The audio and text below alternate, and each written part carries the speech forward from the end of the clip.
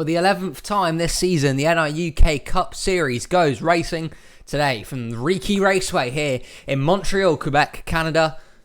It's been a late replacement for the Pensacola International Speedway, which was not working. But this is a very similar track, a high-banked super speedway, and a lot of potential to see an upset winner today in the NRUK Cup Series.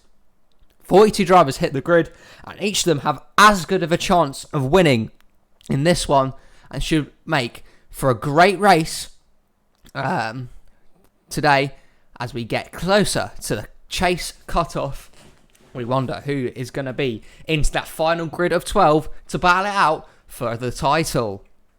On pole position for today's race is the 19 of William Seaman. He's obviously shown his speed on the super speedways already this year, and he continues to do that once again with a brilliant pole position to back up the pole position he won at Talladega a few races ago to his outside the 42 of Nathan Stapleton. Behind them, Tim Gary, desperate in need of a win, and Eli Bright, Max Rossi and Cody Smart still on row number 3. And another pair of Mustangs behind them. That is Riley Spurley-Tube and also Felix Janssen. Row 10 is rounded off by Joe Rutkowski and defending Cup Series champion Donovan Scott. Justin Zeidel looks to win his way into a wildcard spot. He starts alongside points leader Evan Hunter. Then we have Riley Snare and Evan's teammate Mathis Wells, who's the winner at Michigan last time out. Front row motorsports lock out the next row with Mitchell Collins and Zachary Fitzwater Sr. Then we have Alex Fletcher and Colton Yo. John Stewart starts alongside Akira Saito with Canadian Keegan Thompson looking to get a win in his home country. He's alongside Code Red. Roman Fenway starts next to Mac Johnson, trying to get another super speedway victory today. William Duncan's up next alongside Logan Williams. Then we have JJ Reed and Trey Bartow. Elias Leighton is alongside Hawk Spletzer. Then we have Peter Willey and Brennan Soderland. Sebastian Dupain and Jeremy Baylor. Anderson Reed for MJ Motorsports starts alongside Zachary DeLello. Then we have Kyle Hunter and Christian Vargas. Brandon Beal is alongside Brett Sierra, and then Jeff Bright and Anthony Charlebois, both with post-race failures during, or post-qualifying failures during inspection. They start from the rear. Not what Jeff Bright wanted. He is having quite a terrible season so far. That continues today. But the guys are going to get rolling off the grid here. Only a few races to go to the playoffs, and the gap is tightening. That position for 10th is also close at the moment. Some guys need really big days, and with a racetrack like this, your hopes can be destroyed very, very quickly. So it's important to get a good result today on this sort of speedway as we go off of the pit lane here around the banked exit of this turn here. Stapleton is the one out in front. Here come the rest of the guys on the inside lane. But it's a very unique racetrack. Should provide us with some great action today. A weather replacement for Pensacola, which was not working due to technical issues, meaning Pensacola will not make a return to the NRUK Cup Series schedule next year either. But Riki has stepped in as its replacement, and for 30 laps, we're going to see if we can decide a race winner here. Only a few races ago, we had a super speedway race. That was won by Mac Johnson for Stuart Haas Racing and the 4-car. A lot on the line here today in Canada.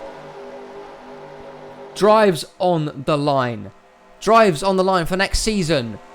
Championship hopes also on the line.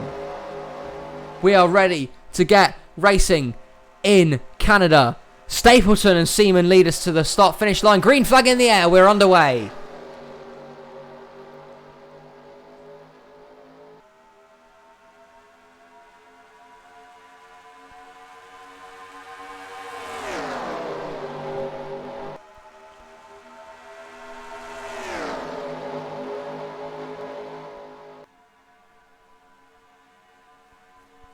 And the inside line getting a good jump on the restart. But here comes Stuart Haas teammates Max Rossi and Riley Spurley-Tube down to the inside. Through turns 3 and 4, around the bank ovals, the high speeds that these guys are reaching. And down to the start-finish line we go. William Seaman's going to lead lap number 1. But here comes Riley Spurley-Tube. Big push from Lonergan Scott behind him. And maybe Evan Hunter as well. They're going to look to make it 3 wide. They don't. They keep it 2 wide for now. Seaman tried to block the run of the 10, but could not do it. Instead, it was a Spurley Tube who managed to force his way to the inside lane. Look at these guys, all kind of symmetrical. 2 rows deep. Now we're going to go 3 wide with Nonagon. Scott going to the inside of Spurley Tube. William Seaman's caught up high. And now we are ready to get racy. On lap number 2 is when we saw the big one at Talladega last time. These guys will hopefully not get that dirty early on, but it could happen as Hunter moves up high. This allows Nonagon to lead his lap. A bonus point, of course, for leading a lap, and there's going to be plenty of them today with the amount of shuffling we see at this racetrack, that's for sure. Again, just one of these races come in as a standby for now. And Nonagon leads out in front. Wells and Collins behind him, but Wells maybe just touched the wall there slightly. Allowed Collins to jump inside, who's going to have the push now from Alex Fletcher. Again, I think it's going to be a whole day about timing your run right. Being in the right place at the right time, as it is with many of these super speedways on NR 2003 and with this Cup Series package. That's what it's going to be all about. You've just got to time it right, really. Stay out of trouble. Be there at the end. And that's how it's going to get you the victories there. Can't see much else really determining a race winner, but Nonagon Scott's holding his own out in front. Not for long though, because Alex Fletcher has dipped low. And not much support though. Nonagon gets the help from John Stewart and Keegan Thompson, but Fletcher should clear the pass, or clear the 24 as the 48 jumps inside to help him out. Got a pairing of Fords on the inside, Roman Fenway and William Duncan as they go 3 wide through the tri-oval. Again, when they get 3 wide, it seems that high side does stall out a little bit, and their runs do kind of get separated. But Keegan Thompson's going to get pushed out to a clear lead here, as the front 3 might all get clear. In fact, they have. Fenway and William Duncan behind him. William Duncan, after winning a race at the Rockingham US track last year for JCG Dougherty Racing, the move has not worked out to the Wood brothers so far, and it's been a tough year for him. Maybe had slight playoff hopes coming into the year, but it has not worked out, and that 21 has looked poor, that's for sure. He's up here at the front today looking to turn around his season, just get a few good results in, see what he can do in that 20-run ride next season. 3 wide again though. JJ Reed's the one making the big moves this time. He looks to get a run on Thompson. Elias Leighton pushes him. Colton Yo, Mathis Wells down there towards the inside. Again, we talk about upset winners in the pack here. The 15 of Peter Willey. What a victory this could be if we see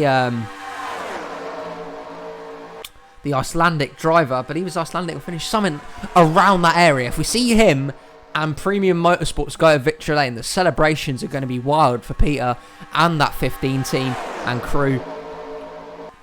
But they remain behind each other for now, and they go single file once again. Leighton now the one out front. Again, the timing and the kind of the package around this super speedway race definitely sets up for an upset winner, because they just have to be in the right place at the right time. They'll get to the front. If they can hold their own out in front, then wow, we'll have something crazy on our hands. Is Colton Yo going to look inside of Elias Leighton here, though? He won't. Top 5 now remain single file. Evan Hunter's the first to duck out a line on the inside in that Joe Gibbs Racing 11 car. So front 3 content to push each other, stay behind each other as of right now. Again, no one making moves, but Mathis Wells drops inside looking for back-to-back NRUK Cup Series wins. He's going to head the help from Willie and teammate Hunter on the inside lane. Leighton's led a good few laps here. It's been a nice job from Elias Leighton. Through the rest of the order, everyone's still within tact of this lead pack right now. A wreck would change that, that's for sure, but it's been a decent race so far. Multiple leaders, a lot of lead changes, and here comes another one as Wells drops to the inside, going to get that extra bonus point, and Mathis Wells is going to come through here to take the lead, but maybe not for long. Here goes Peter Willey with a massive push on the inside lane. Look at Hunter and Dupain. Really pushing that 15 car. And he's hauling ass down the backstretch. And go off turn number 4 then, and they're going to go through the tri-oval. Can Peter Willey lead a lap, or is Evan Hunter going to steal that away from him? Coming to the line, Peter Willey gets a lap lead. That's a bonus point for him. He'll enjoy that. But this lead will not be lasting for long, because Evan Hunter has other ideas, and he has a lot of support behind him. Look at the Fords ganging up on the inside. 4 in a low row behind the Toyota Camry. They're led by Dupain, who now jumps up high. Here comes the last Super Speedway race winner, which was Mac Johnson. Can he do it again? He got a bit of luck at Talladega. You need a lot of luck at these sort of races. He's got teammate Max Rossi pushing behind him. Max Rossi really, again, I've emphasised this so many times. He's not got his first career win yet. It'd be kind of incredible if he got it on a Super Speedway, because he's shown his talents actually elsewhere on other types of racetracks in the NRUK. But a win today at Riki would definitely be good for him. He's going to be in with a chance at the title, if not for a catastrophic couple of races here. But he's just got to hold on. Rossi's doing a nice blocking job. Look at Jeff Bright, who's worked his way up to the front. Had a failure in post-qualifying inspection, had to go towards the back, but he's up at the front within 12 laps here. That kind of gives you a good idea of how quick the shuffle works here. About 12 laps in between the back drivers coming towards the front. And here is Jeff Bright alongside your outside pole sitter Nathan Stapleton. And Jeff's going to go to the lead from 41st to 1st in 12 laps. Jeff Bright is here, announcing his arrival. And to the front he goes. A big push from Tim Garry and Riley Snare behind him. How about the MBM Motorsports car? Brett Sira trying to cause the upset. Brett came also close to winning the Daytona 500 earlier this year. It was a last lap pass by Cody Smart that cruelly stole away the victory, and a wreck behind them. John Stewart's around and a massive hit for the 32. Akira Saito's involved as well. He saves it. Maybe Alex Fletcher, but a brutal hit for the Go Fast racing car of John Stewart. He's around and the caution is out. Tim Garry's going to lead us back to the line, but that was an absolutely brutal hit for John Stewart.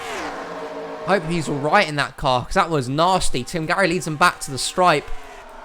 He was involved. Akira Saito went around, but the 55 looks to get away fairly scot-free with no damage. It looks like Alex Fletcher maybe was caught up in it as well. First caution of the day here out on lap 14, and this changes it up a bit. Team Penske's Tim Garry is your leader. Let's go see how this first caution of the day happened. And they're wrecking again under caution. Max Rossi, and oh, this is catastrophic. Oh, and everyone's piling in. Oh my God, can you believe it? Keegan Thompson's flipped over. There's 3 cars that have flipped.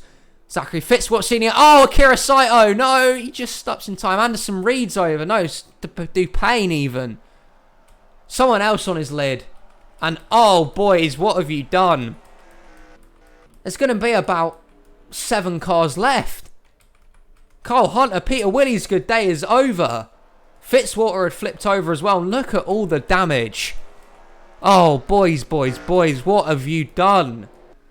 A lot of cars going to keep coming down pit lane. And now it's survival of the fittest as the top sort of 7 have got away without any damage. And oh my, what has happened here at Riki Raceway? And this is a brutal hit for the 32 of John Stewart here. A nasty incident for the driver of the Go Fast Racing Ford Mustang. Through the trial they go here. The 20 has a massive run, but just misjudges it slightly. Gets into the quarter panel on the 32. Turns him to the inside. They collide with Akira Saito. The 55 goes around. And then look, the 32 just hits this opening in the wall here. The worst place to hit. And that is a nasty impact for John Stewart. My lord, I think Akira Saito, if we can get another angle, he might have got away here without even hitting the wall. Okay, maybe he tapped it slightly, but the 55 should get away here with a lack of damage. He might still be fine. Just a little tap there and a little tap there. But apart from that, the Japanese driver held on well to it. I've gone on board with John Stewart before we see the mess after this wreck, because that was even more surprising. See through the travel on board with the 32.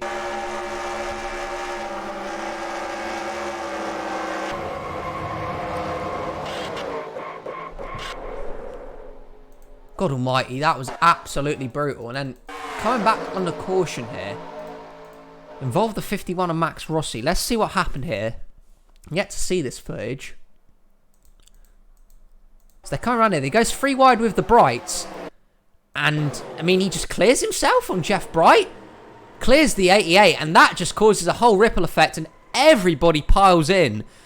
Peter Willie gets airborne. The 48's on his lid. The 38's rolled over. Dupain as well. And 3 cars go flipping. But what was Max Rossi thinking? He just cleared the 88 without any sort of knowledge of Eli being there and caused an absolute mess with the field behind them. On board with Eli here. Let's see what he saw from his view. And yeah, just got forced to below the apron and everyone started crashing. I mean, it's not just he was the only guy. I mean, that was absolutely everyone.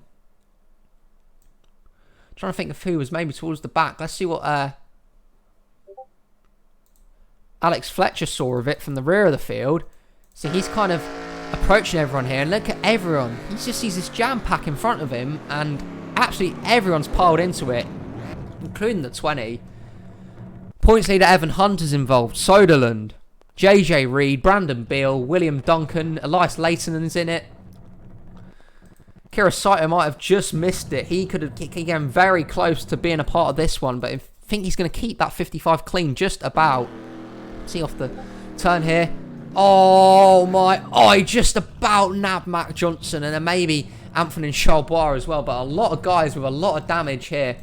And this leaves just a few drivers left coming to the start-finish line this time that have clean race cars. And it's now a survival of the fittest as we get ready for the second half of this race.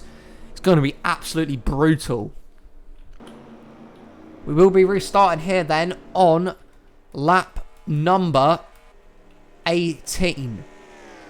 And surprisingly, a lot of these drivers have got away with this one, but they are going to have a lot of damage, and that equals lap cars, and that equals bad things for the rest of the guys that have kept their cars clean and are going to have a good shot for the win.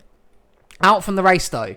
John Stewart obviously done. Anderson Reed is out. Logan Williams, Brennan Soderlund, Anthony Charbois, Trey Bartow. That's a heartbreaker for the 43 team.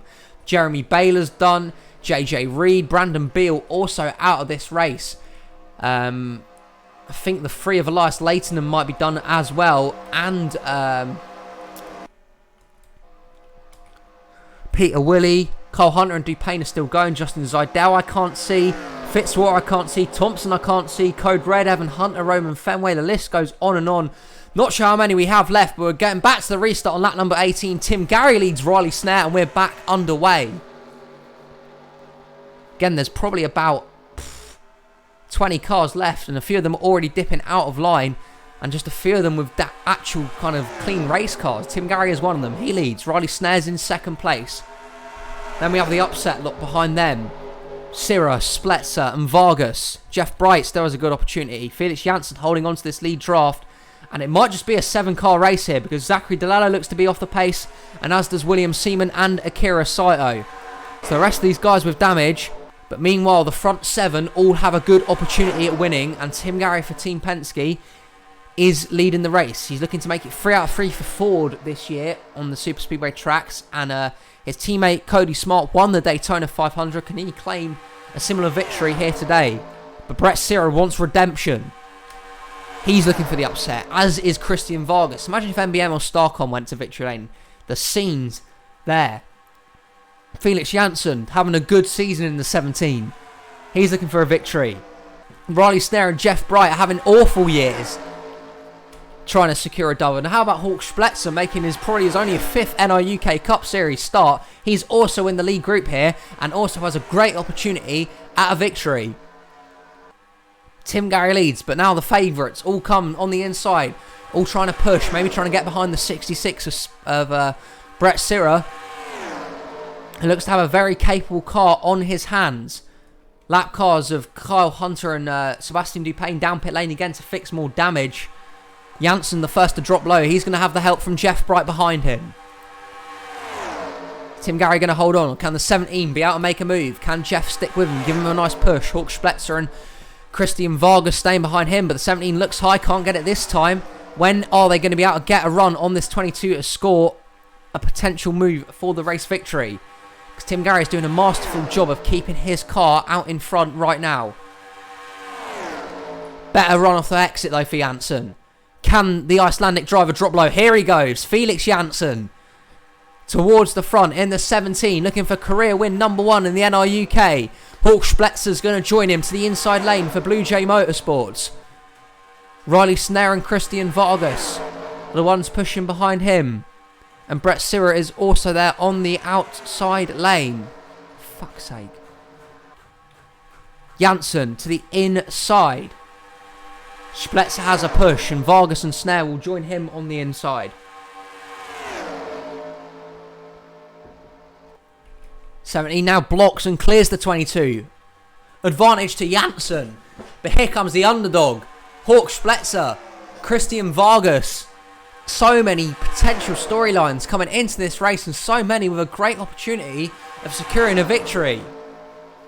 What an upset it'd be as well if we saw the 00 or the 5 go victory lane. Even the 66 would be a great story and success. But are Ford going to continue their super speedway dominance in the NRUK? Or does one of the other drivers have something to say and maybe break the duct? Vargas drops low to the inside lane. Now he plays his cards. Riley Snare and Tim Gary are going to help him. Felix Janssen's doing a nice job of blocking right now. Dupain's the first car a lap down. When will they catch the 44? But it's Felix Janssen out front right now. 21 remain in the race, but only 7 in with a victory. Is Vargas going to find a run down the backstretch? He will, but Tim Gary drops low. Riley Snare looks to block, but it's 3 wide for second place. Tim Gary, big bunny moves to the inside lane for the Pennzoil 22. He's got the support and help as well. Christian Vargas gets screwed to the outside lane. He's going to fall back and lose some ground. And they're catching the 44 of Dupain very, very quickly here. Is he going to hold up your leader, Felix Janssen? But Janssen under very big pressure from Tim Gary. Tim Gary was joint with Mathis Wells for the most ever NRUK wins across all series last week. Wells got the victory, went clear of him. Can Tim Gary, though, come back a week later to tie the record up once again? Now the lap car of Dupain. Where will he go? He stays to the inside. Who's going to get past him first? Look at Riley Snare. Big run to the outside. Spletzer looks high. Now Tim Gary gets low. That's going to affect the 5, the 66 and the 8 car. The inside lane, the place to be with 5 to go at Riki. Tim Gary just about clears Felix Janssen. Hawk Spletzer and Brett Sura are seeing their race hopes go up in smoke as they get held behind the lap car of Sebastian Dupain. Tim Gary stays out in front, but Jeff Bright is hungry for success. He can't get there. Again, it's all going to be who times their move to perfection, who will time their move right, and who's going to get past him. Jeff looks low now. Is he going to get past Janssen first, or is he going to potentially help the 17 past the 22? The front 3 are clear. Riley Snare going to join the party for Richard Childers Racing.